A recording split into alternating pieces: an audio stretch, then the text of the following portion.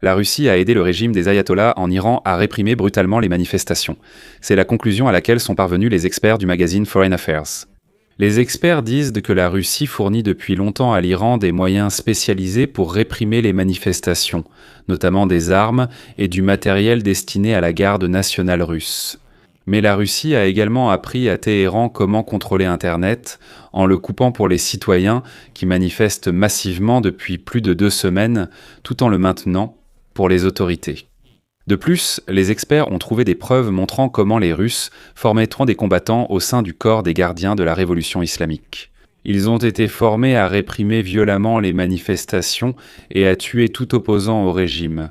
Mais en même temps, la Russie représentée par Poutine a peur de l'admettre ouvertement.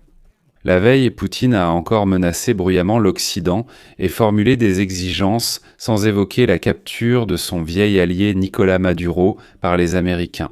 Et Poutine est également resté silencieux sur le fait que les Américains ont saisi la veille un 6e pétrolier de la flotte fantôme russe transportant du pétrole. Je m'appelle Alexei Peschi. Discutons ensemble de ce sujet. Mais avant de commencer cet épisode, je vous demande de vous abonner à la chaîne, de mettre un like et d'écrire n'importe quel commentaire sous cet épisode. Abonnez-vous aussi à ma chaîne Telegram Peschi News via le lien dans la description. Nous y publions l'actualité en temps réel. Alors, les experts du magazine spécialisé Foreign France écrivent aujourd'hui que l'Iran utilise activement les technologies de surveillance russes, le savoir-faire dans le domaine de la sécurité intérieure et d'autres développements de Moscou pour lutter contre la dissidence. La Russie fournit depuis longtemps à l'Iran du matériel spécialisé pour réprimer les manifestations, dont des armes, surtout pour la garde nationale russe.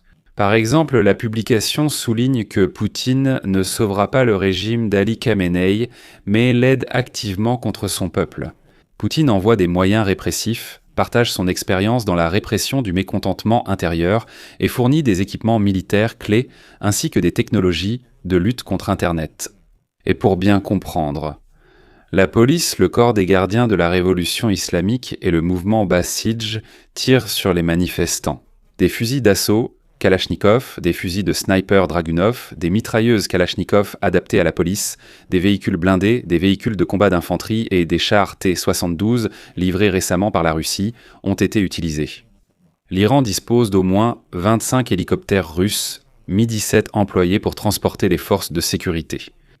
Il y a quelques mois, la Russie a livré environ 40 blindés FPK Oural et Spartak conçus pour la garde nationale russe au régime des ayatollahs.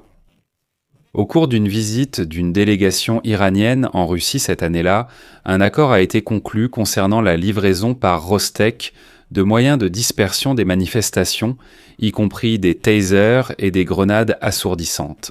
Mais la Russie a également appris à Téhéran comment contrôler Internet en le coupant pour les citoyens qui manifestent, tout en le maintenant pour les autorités. La principale contribution de la Russie concerne les méthodes de contrôle de l'environnement informationnel lors de manifestations nationales. Des experts ont déjà affirmé que Moscou a aidé l'Iran à couper Internet le 8 janvier. Les répressions numériques menées selon le modèle russe entravent la mobilisation, tout en maintenant la capacité du régime à gouverner. Alors que les réseaux mobiles et Internet étaient coupés, les sites des organismes gouvernementaux, des médias d'État, des banques et des institutions d'infrastructures autorisées continuèrent de fonctionner et avaient accès à Internet. Pour cela, on utilise une architecture de contrôle du réseau créée avec l'aide de la Russie, où, sur ordre de Roskomnadzor, les opérateurs installent des moyens techniques pour contrer les menaces. Ce sont des équipements pour filtrer le trafic Internet, bloquer l'accès aux contenus interdits et limiter certains services. Grâce à cette technologie, les autorités iraniennes ne se contentent pas de bloquer des sites. Elles peuvent contrôler le trafic en temps réel, identifier des applications spécifiques, détecter les réseaux privés virtuels, bloquer les messageries, restreindre sélectivement le fonctionnement des plateformes utilisées pour coordonner les manifestations. Ainsi, en utilisant ces technologies, le pouvoir était capable de fragmenter les communications selon des critères géographiques, temporels et sociaux, tout en assurant le fonctionnement des composantes économiques et administratives. Cette flexibilité permet de mener des actions répressives pendant des semaines, pas seulement des jours. Si on coupe Internet, même les autorités n'y ont plus accès, ce qui n'est pas viable. Ici, on peut le couper pour la population tout en le gardant pour soi.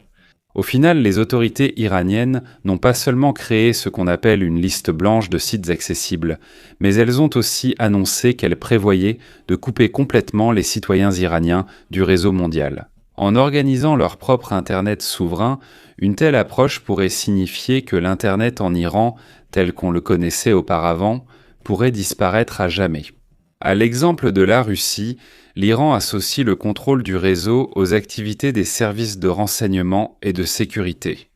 Des fournisseurs russes comme NTC Protei aident les opérateurs mobiles iraniens à installer des systèmes d'interception, surveillance et gestion du trafic. Cela permet aux services d'Oquid de surveiller, identifier les centres de coordination, soutenir la communication et agir de façon proactive. Pour saper la confiance des organisateurs, freiner la mobilisation et créer l'incertitude. Ils peuvent en fait intercepter et remplacer un message de coordination de la manifestation.